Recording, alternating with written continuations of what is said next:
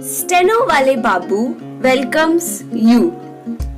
Shorthand dictations in male and female voice from all sources like magazines, speeches, and editorials at various speeds up to 120 WPM for various departments like SSC, DSSB, CRPF, Delhi Police, etc.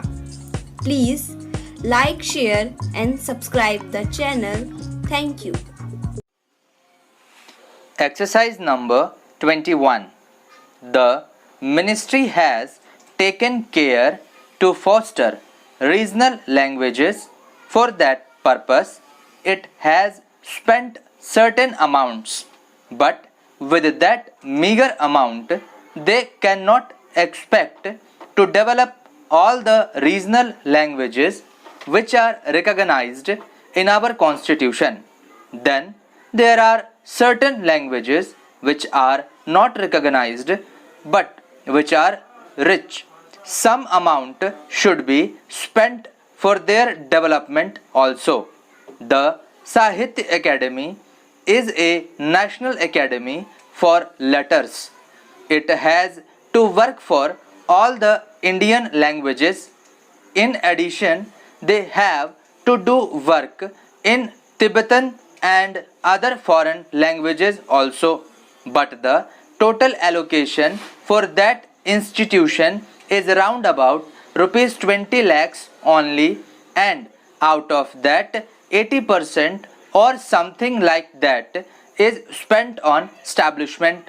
Then what remains for the development of the languages or to take up projects for the development of the regional languages? Therefore, I would urge upon the minister to take a special note of it if he is really desirous that the regional languages should be developed, and give assistance and encouragement to the voluntary organizations and more particularly to the Sahitya Academy. I find from the report of the ministry that the National Book Committee was constituted in 1976 and again in 1980, but since 1980 it has not been constituted and has not been functioning. Then how can we expect that this ministry will deliver the goods for so far as national books are concerned? That also should be taken into consideration and prompt action should be taken. There is a certain formula laid down in the report for the export and import of books. There only the amount has been mentioned, nothing has been mentioned about the quality or the nature of the book which can be imported or exported. There is no institution or committee to supervise it. It is left to the Commerce Ministry, and the Commerce Ministry does it in a commercial way, but everybody knows that books imported in a commercial way cannot serve the cause of education and enrich knowledge. There are manuscripts lying all over the country.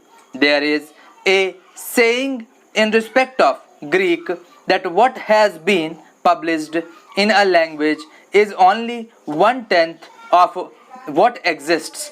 So far as Sanskrit and other regional languages are concerned, what has been published is only 1/20th of the manuscripts lying all over the country. So far as education is concerned, we are entering a new phase. Our Prime Minister has declared the new education program which has been accepted by the nation and is being implemented in various spheres.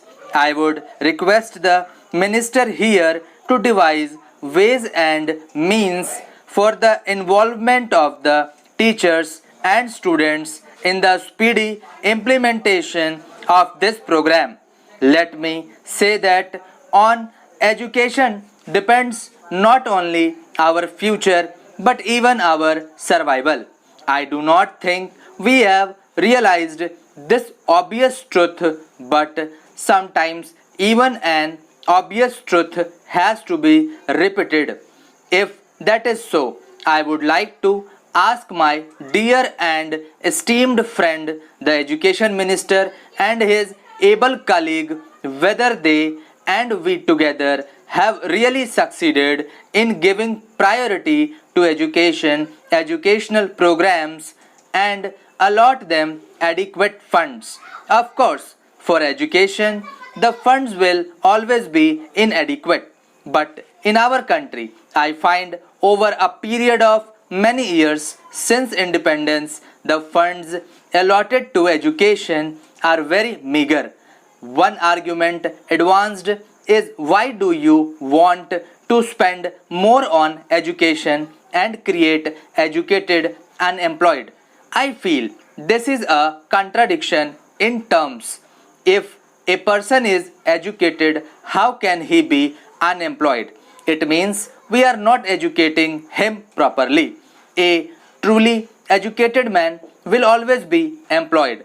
If nothing else, he will be self-employed. But unfortunately, our education is such that even self-employed has become almost an impossibility. Coming back to my main point, I would like education to be given the topmost priority by all concerned, by the community at large, by the union and state government, and by the leaders of public opinion.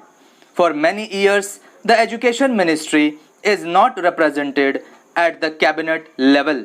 I cannot imagine a cabinet of any democratic country where a Minister of Education is not a member of the highest policy making body, namely the Council of Ministers. If you want to spend money in other spheres, but if you do not consult and involve the education ministers who is really to give you the manpower, you cannot get the desired results. You may have all economic programs, you may have all other developmental projects, but if you do not have the educated men to manage the various projects, you are not going to have real progress or development in the country. Therefore, I feel that as long as the education minister is not a member of the cabinet and he is not a part of the council of minister, I do not think any effort at discussing these points in this august house will be of much significance. Thank you.